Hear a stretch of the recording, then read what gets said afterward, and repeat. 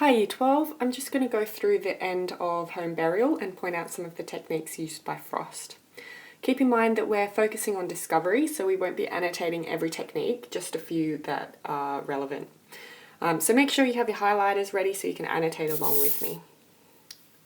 So we're starting with the husband speaking to the wife and sort of asking her to talk to him about how she's feeling and to teach him how to be a better husband and how to support her. So he starts off using low modality.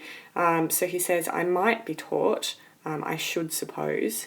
And then later on, we could have some arrangement.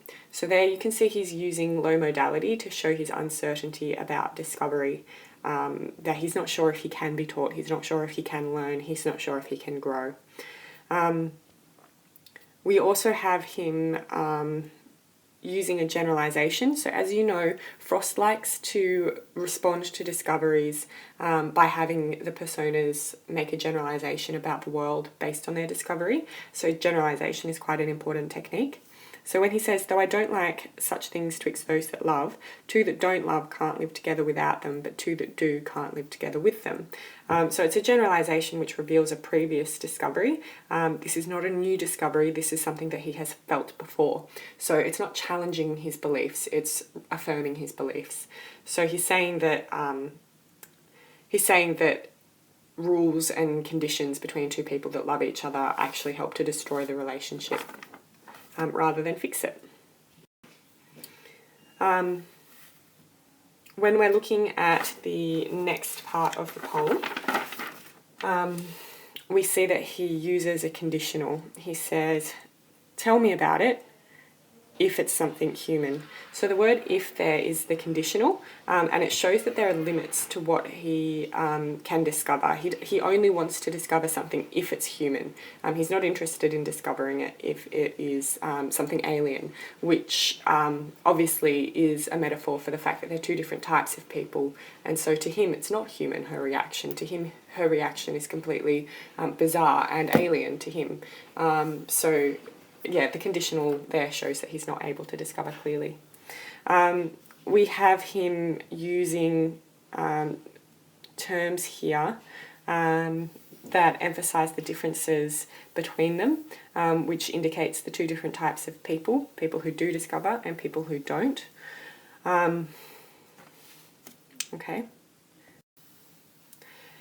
Then he switches back after using low modality, he switches back to using high modality. It's come to this.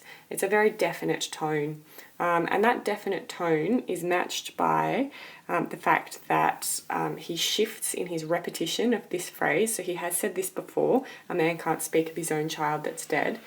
So it's repetition, but this time it's shifted from being a question to being a statement. So it's a generalization now, a man can't speak of his own child that's dead.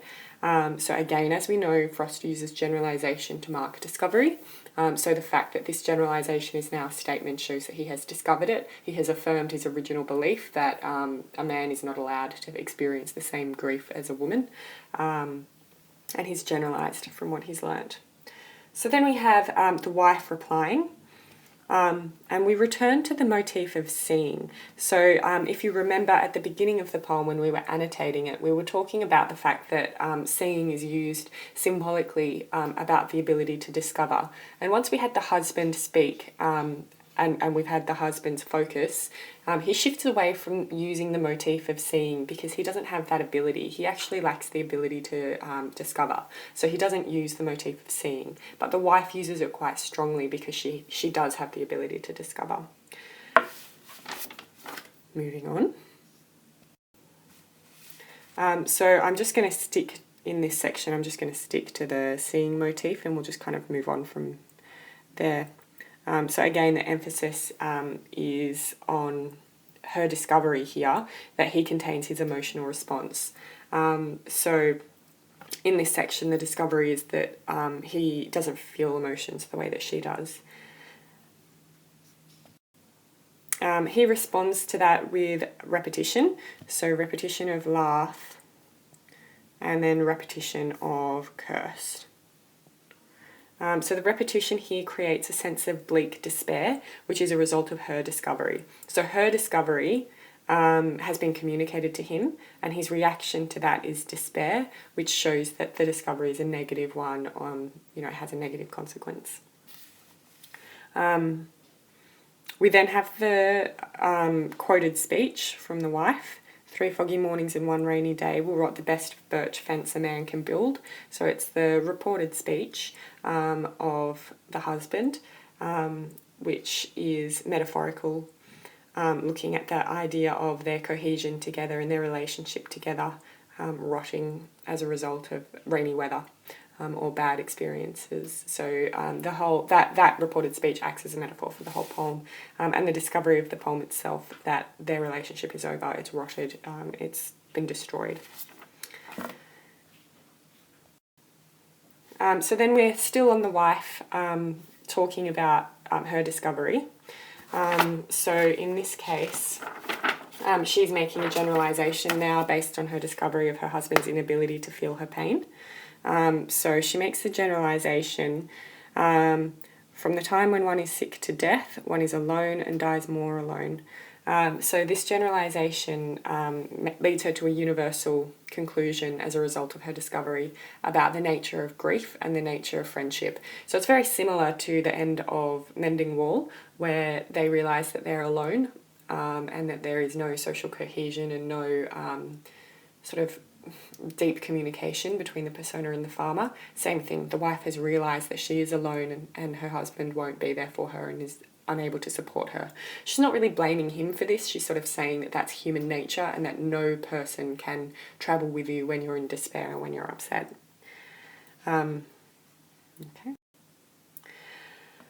So the last one that I want to look at, just to finish this off, is the caesura here. So this is the husband speaking, and what he is saying is, how can I make you see?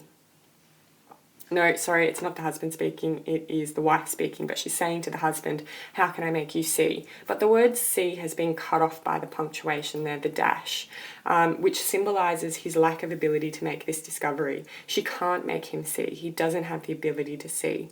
So the word see being cut off is the final ending of the motif of seeing that's used throughout the poem, and the fact that it's been cut, the fact that it's been the word is used in absence instead of in presence, which indicates his lack of ability to see, which is quite clever. So ultimately the discovery of the poem is that their relationship is over, which is an emotional discovery sparked by the physical discovery of the grave, although of course there are a lot of smaller discoveries made throughout the poem, which they generalise about throughout. So hopefully that helps you annotate your own copy of the poem.